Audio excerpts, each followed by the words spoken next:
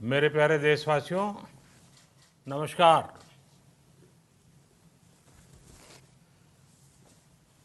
Corona वैश्विक महामारी के खिलाफ लड़ते लड़ते अब हम अनलॉक 2 में प्रवेश कर रहे हैं और हम उस मौसम में भी प्रवेश कर रहे हैं जहां सर्दी, जुकाम, खांसी, बुखार ये सारे न जाने क्या क्या होता है, ये मामले बढ़ जाते हैं। ऐसे में मेरी आप सभी देशवासियों से प्रार्थना है कि ऐसे समय अपना ध्यान रखिए। साथियों, ये बात सही है कि अगर कोरोना से होने वाली मृत्यु दर को देखें तो दुनिया के अनेक देशों की तुलना में भारत संभली हुई स्थिति में है। समय पर किए गए लॉकडाउन और अन्य फैसलों ने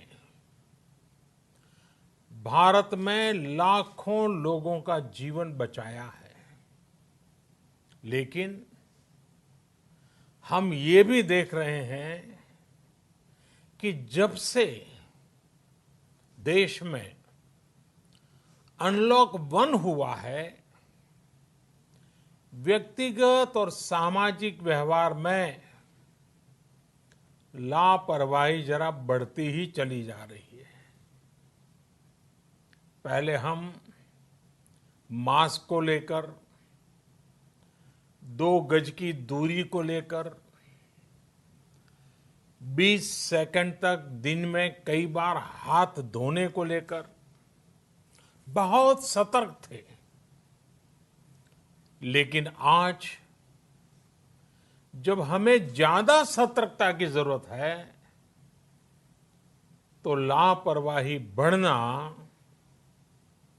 बहुत ही चिंता का कारण है।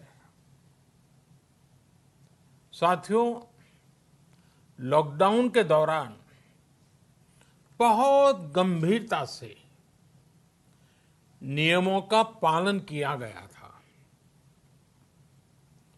अब सरकारों को, स्थानीय निकाय की संस्थाओं को,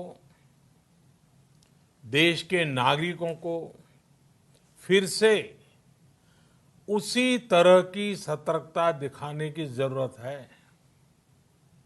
विशेषकर कंटेनमेंट जोन्स, उस पर तो हमें बहुत ध्यान देना होगा। जो भी लोग नियमों का पालन नहीं कर रहे हैं, हमें उन्हें टोकना होगा, रोकना होगा और समझाना भी होगा। अभी आपने खबरों में देखा होगा, एक देश के प्रधानमंत्री पर 13,000 रुपये का जुर्माना इसलिए लग गया क्योंकि वो सार्वजनिक स्थल पर मास्क पहने बिना गए थे। भारत में भी स्थानीय प्रशासन को इसी चुस्ती से काम करना चाहिए। ये 130 करोड़ देशवासियों के जीवन की रक्षा करने का अभियान है। भारत में गांव का प्रधान हो या देश का प्रधानमंत्री, कोई भी नियमों से ऊपर नहीं है। साथियों, लॉकडाउन के दौरान देश की सर्वोच्च प्राथमिकता रही ऐसी स्थिति न आए कि किसी गरीब के घर में चूल्हा न जले। केंद्र सरकार हो, राज्य सरकारें हो, सिविल सोसाइटी के लोग हों, सभी ने पूरा प्रयास किया कि इतने बड़े देश में हमारा कोई गरीब भाई बहन भूखा न सोए। देश हो या व्यक्ति, समय पर फैसले लेने से, संवेदनशीलता से फैसले लेने से किसी भी संकट का मुकाबला करने की शक्ति अनेक गुना बढ़ जाती है। इसलिए लॉकडाउन होते ही सरकार प्रधानमंत्री गरीब कल्याण योजना लेकर आई। इस योजना के तहत गरीबों के लिए 2.25 लाख करोड़ रुपए का पैकेज दिया गया। साथियों, बीते 3 महीनों में 20 करोड़ गरीब परिवारों के जनधन खातों में सीधे 31,000 करोड़ रुपया जमा करवाए गए हैं। इस दौरान 9 करोड़ से अधिक किसानों के बैंक खातों में 18,000 करोड़ रुपए जमा हुए हैं।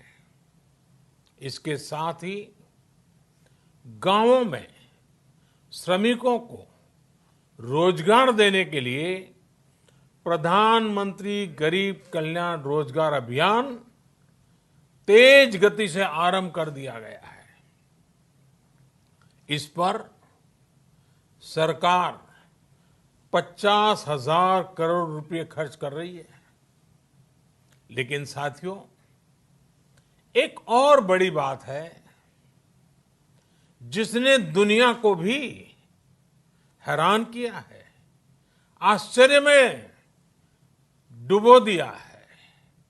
वो ये कि कोरोना से लड़ते हुए भारत में 80 करोड़ से ज्यादा लोगों को 3 महीने का राशन, यानी परिवार के हर सदस्य को 5 किलो गेहूं या चावल मुफ्त दिया गया।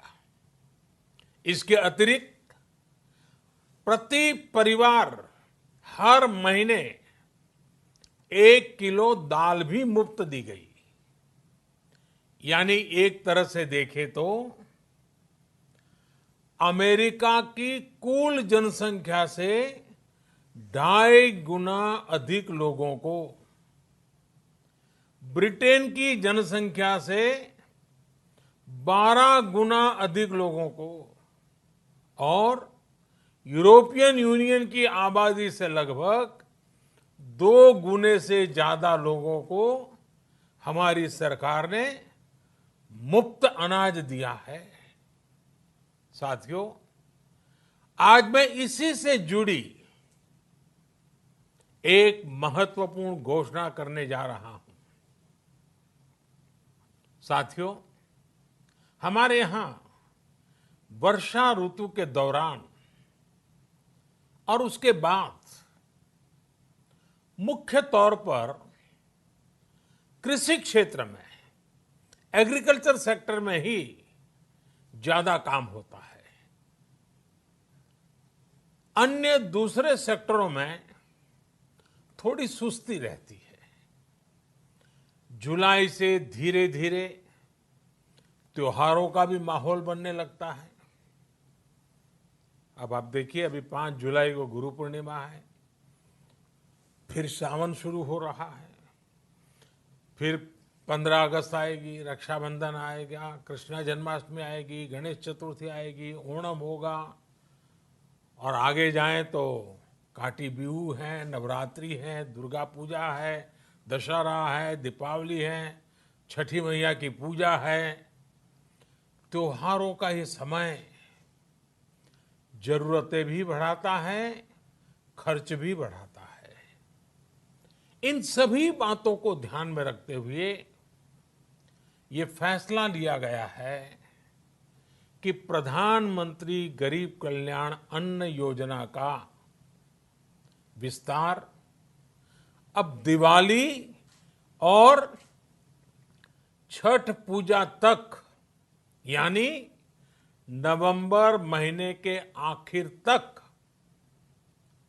कर दिया जाएगा।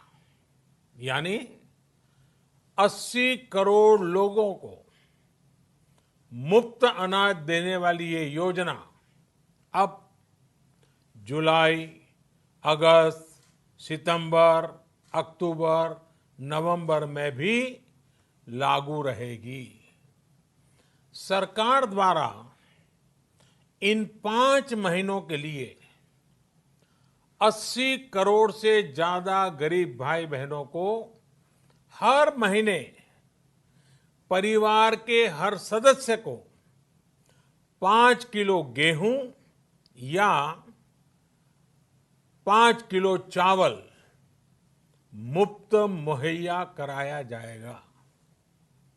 और साथ ही प्रत्येक परिवार को हर महीने 1 किलो चना भी मुफ्त दिया जाएगा।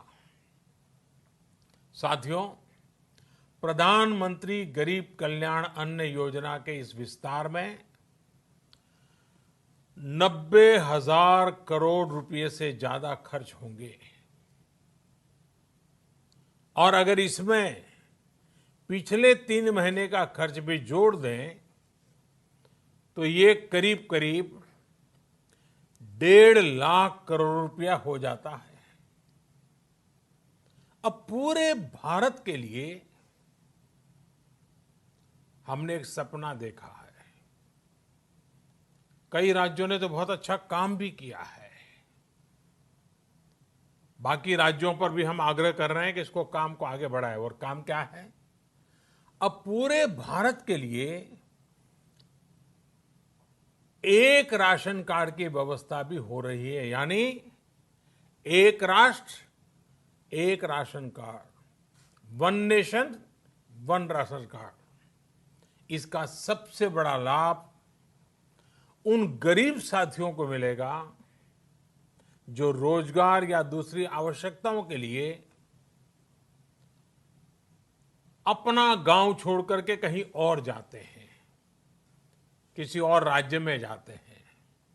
साथियों, आज गरीब को, जरूरतमंद को सरकार अगर मुफ्त अनाज दे पा रही है तो इसका श्रेय प्रमुख रूप से 2 वर्गों को जाता है।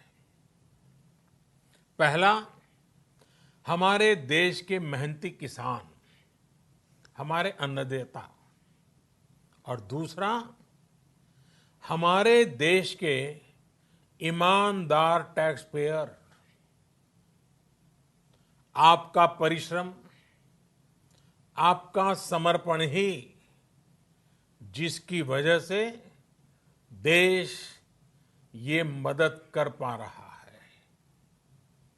आपने देश का अन्न भंडार भरा है, इसलिए आज गरीब का, श्रमिक का चूल्हा जल रहा है। आपने ईमानदारी से टैक्स भरा है, अपना दायित्व निभाया है, इसलिए आज देश का गरीब इतने बड़े संकट से मुकाबला कर पा रहा है। मैं आज हर गरीब के साथ ही देश के हर किसान, हर टैक्स पेयर का हृदय से बहुत बहुत अभिनंदन करता हूं, उन्हें नमन करता हूं। साथियों, आने वाले समय में हम अपने प्रयासों को और तेज करेंगे। हम गरीब, पीड़ित, शोषित, वंचित हर किसी को सशक्त करने के लिए निरंतर काम करेंगे। हम सारी एहतियात बरतते हुए इकोनॉमिक एक्टिविटीज को और आगे बढ़ाएंगे। हम आत्मनिर्भर भारत के लिए दिन रात एक करेंगे। हम सब लोकल के लिए वोकल होंगे। इसी संकल्प के साथ हम 130 करोड़ देशवासियों को मिलजुल करके संकल्प के साथ काम भी करना है, आगे भी बढ़ना है। फिर से एक बार मैं आप सबसे प्रार्थना करता हूं, आपके लिए भी प्रार्थना करता हूं, आपसे आग्रह भी करता हूं, आप सभी स्वस्थ रहिए, 2 गज की दूरी का पालन करते रहिए, गमछा, फेस कवर, मास्क ये हमेशा उपयोग कीजिए, कोई लापरवाही मत बरतिए। इसी आग्रह, इसी कामना के साथ मैं आप सभी को बहुत बहुत शुभकामनाएं देता हूं। धन्यवाद।